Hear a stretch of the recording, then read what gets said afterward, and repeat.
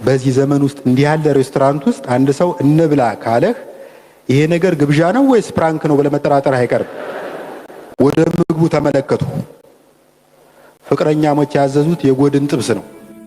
አሃ አሁን ነገሩ ግልጽ ሆነልኝ።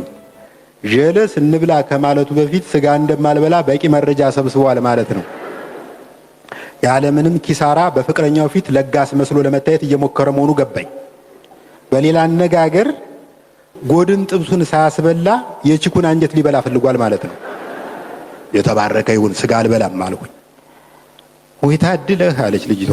ምን አለ እሱን ብትመክርልኝ። ስጋ በጣም ይወዳል አልኳት። ይወዳል አይገልጸውም፣ የቄራ መኪና በለው።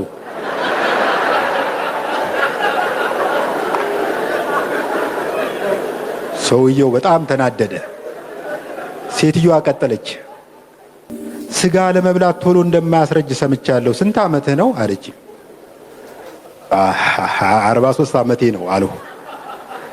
አይገርምም አለች ልጅቷ ወደ ሰውየው ዞራ። አሁን የ43 ዓመት ሰው ይመስላል? በፍጹም የ53 ዓመት ነው የሚመስለው።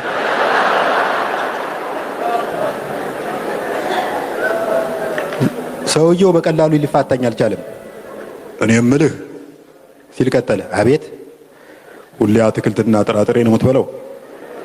አዎ። ምን ነው እንደ ከብትበትና ፋንድያ ለመጣል ነው ወይስ ሌላ ዓላማ አለ?